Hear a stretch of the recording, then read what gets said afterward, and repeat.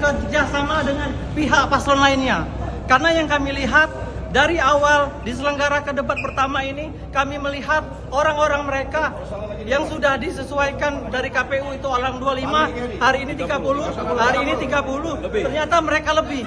Jadi paslon nomor urut 1 merasa sangat dirugikan. Jadi tim hukum akan mengklaim dan akan melaporkan acara tersebut. Ini ya Pak, jangan ketawa-ketawa. Haneman dikeroyoknya PNS nih. Jadilah itu. Aku tuh kan EO. EO ini patut diduga ada keberpihakan sama paslon sebelah. Tak kalah penyebut nomor 2. Tidak Pak, percuma Pak. Nah, adakan fair lagi. Tidak ke fair lagi. Tidak fair. Harus fair lagi. Fair lagi.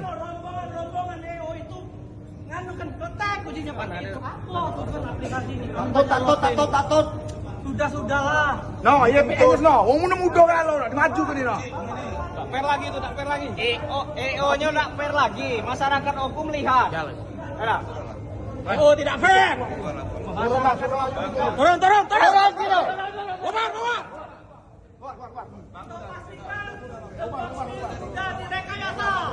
Direkayasa barang ini. Kita keluar. Kalau fair lagi, kita balik. Fair lagi ini. Keluar. Ayo, bubar. Tidak Pak, tidak usah minta maaf Pak. Kamu yang tertib. Apa?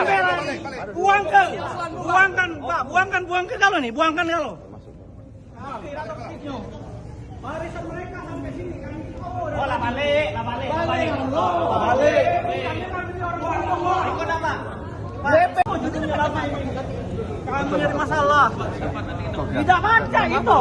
Lihatlah, kita sudah mulai. Betul Pak, dari awal kami EO ini apa? Tugas EO ini. EO ini tugasnya menertibkan. Tidak baca maaf kamu Dimas. Assalamualaikum warahmatullahi wabarakatuh. Selamat malam. Salam sejahtera untuk kita semua. Salam untuk semua masyarakat Kabupaten Oku. Salam damai. Saya Ada Haryantama, SP, Ketua Bapilu Partai Nasdem Kabupaten Oku. Saya akan mengklarifikasi semua video yang terjadi di acara debat yang diselenggarakan oleh KPU Kabupaten Oku yang bertempat di Zuri, Palembang. Di sini saya ingin menyampaikan beberapa hal agar masyarakat Oku ini tahu kebenarannya. Yang pertama, kami mengikuti fase debat ini adalah sesuai dengan undang-undang yang berlaku dan sesuai dengan aturan yang berlaku. Sebelum diselenggarakan debat kedua yang diadakan malam ini dan disiarkan langsung di TVRI, kami dari paslon nomor urut 1 dan paslon lainnya itu diundang oleh pihak KPU dan difasilitasi oleh pihak KPU untuk berdiskusi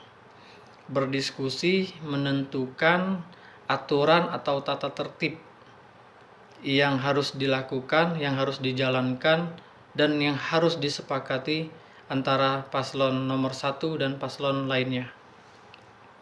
Di sini diputuskan bahwasannya paslon nomor urut 1 dan paslon nomor urut 2 itu diberikan kebijakan dan kesepakatan bersama dari pihak penyelenggara, yaitu peserta yang boleh masuk di area debat itu berjumlah 30 orang. Ditambah lagi dengan calon bupati, calon wakil bupati beserta istri dan suami dan ketua tim pemenangan.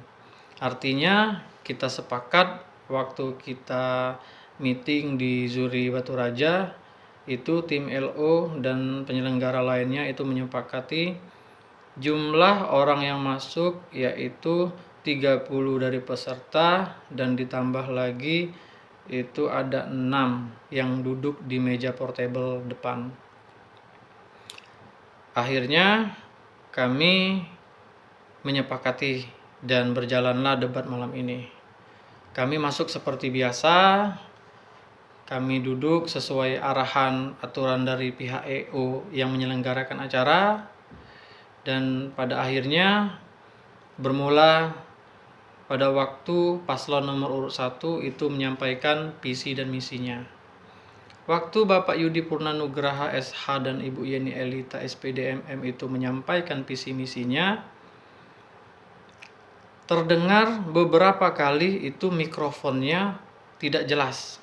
Jadi pada waktu beliau menyampaikan visi dan misi yang berwaktu itu 4 menit, mikrofonnya suaranya agak hilang-hilangan.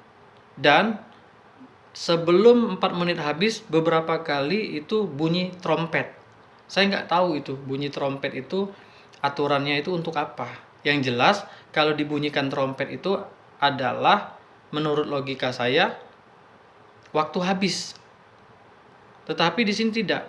Bunyi trompet itu waktu berjalannya, waktu Pak Yudi menyampaikan visi misi itu berapa kali bunyi.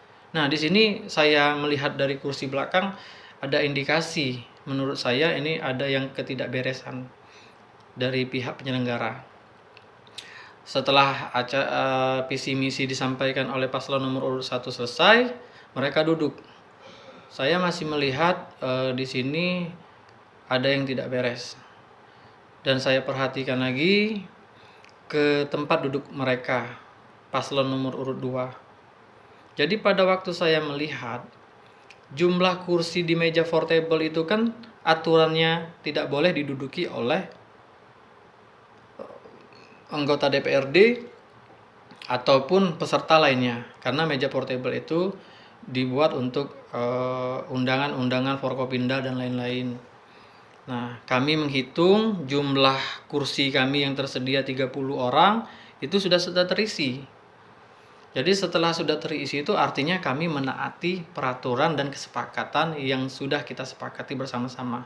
Jumlah peserta kami masuk itu berjumlah 30 orang dan sesuai dengan ID card yang sudah diberikan oleh pihak LU ataupun EU. Jadi kami lihat ke samping di meja paslon nomor urut 2, itu di meja portable ada beberapa anggota DPRD-nya yang duduk di sana. Yang mana sudah kita sepakati di situ tidak boleh diduduki oleh orang yang bukan undangan sesuai dengan kursi yang ditempel namanya, Pak. Namanya sudah jelas, di situ tidak ada nama anggota DPRD. Tapi mereka duduk di sana dengan santainya di meja portable. Sedangkan anggota DPRD kami pun duduk sesuai dengan arahan LO, yaitu duduk di kursi biasa, bukan di meja portable. Di sini saya berdiri. Saya menyampaikan kepada pihak KPU untuk menengahi sebelum acara debat ini dilanjutkan. Saya izin sama Bapak Polisi, yaitu Bapak Kasat dan Bapak Kasat Intel tadi di situ ada, saya lihat, saya minta tengahi, Pak, mohon izin Pak, tolong kami ditengahi karena menurut hemat kami di sini ada ketidakadilan, ada kecurangan. Kecurangan ini yang kami lihat, Pak, kursi mereka itu melebihi kapasitas yang sudah kami sepakati. Yang saya lihat dari meja kursi 30 di belakang itu sudah penuh, tapi di barisan berikutnya ada 3 baris itu sudah penuh juga. Kan saya bingung. Saya sampaikan di situ tadi sebelum saya tadi menyampaikan ketidakadilan ini di depan publik. Tetapi kayaknya saya lihat yang menengahi ini masih ada rasa kebingungan. Jadi kebingungan ini kami anggap mereka ini ada hal yang disembunyikan. Kami sampaikan di situ tadi. Ini ketidakadilan ini karena jumlah yang kita sepakati 30, tetapi mereka kurang lebih 70 orang. Kenapa ini bisa dibiarkan? Kenapa ini dimasukkan? Mohon maaf untuk semua masyarakat Kabupaten Oku yang ingin mendengarkan visi dan misi dan perdebatan antara paslon nomor 1 dan paslon lainnya itu. Ini terhambat.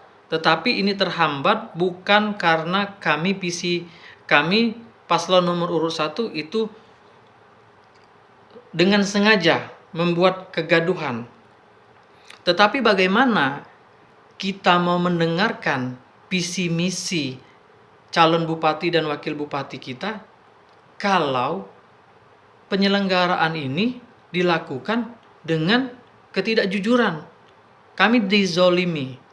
Kami merasa adanya pembiaran dan keistimewaan antara pihak-pihak yang terkait itu ke paslon nomor urut 2. Jadi di sini kami wall out. Wall out kami ini wall out yang bermoral. Jadi wall out kami ini wall out yang bermoral dan beradab. Saya pun menyampaikan orasi tadi di tengah-tengah perdebatan tadi itu saya memohon izin.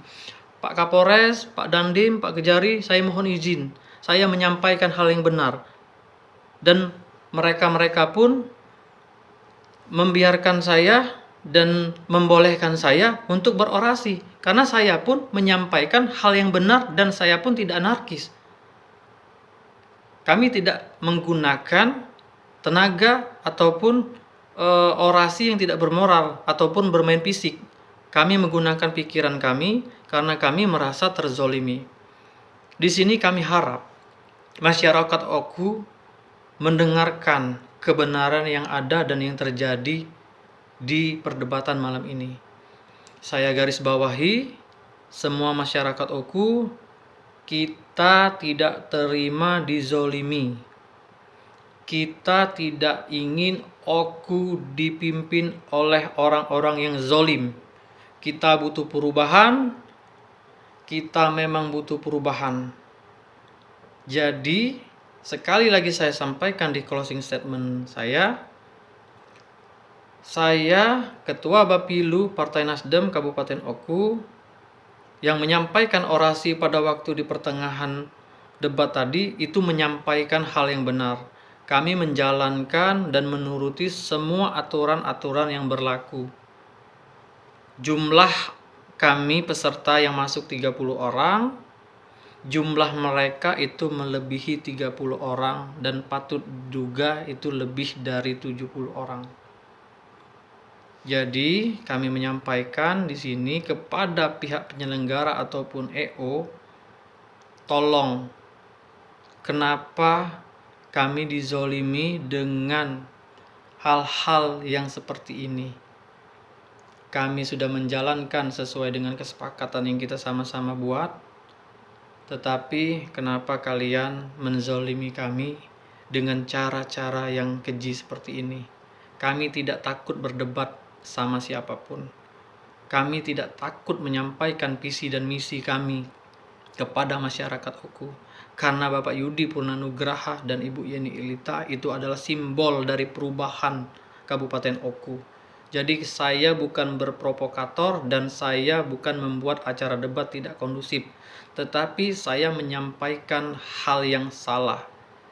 Hal yang merugikan paslon nomor urut 1.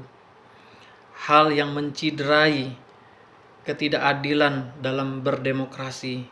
Jadi saya sangat sedih sebagai kaum milenial di Kabupaten Oku. Saya peduli dan saya sangat peduli dengan kejujuran.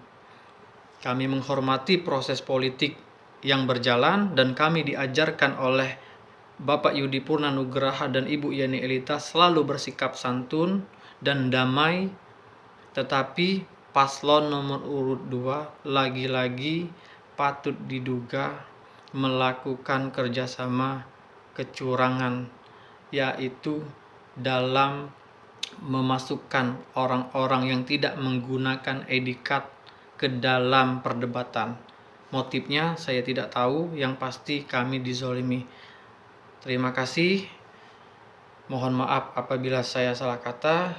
Kepada Allah saya mohon ampun. Wassalamualaikum warahmatullahi wabarakatuh. Hak masyarakat untuk menyaksikan panggung demokrasi pastikan tidak ada berpihak sedikit pun, dan ini menjadi presiden buruk dari proses demokrasi ini. Tapi kami tidak akan mundur satu langkah pun. Kami akan berjuang menunjukkan perubahan di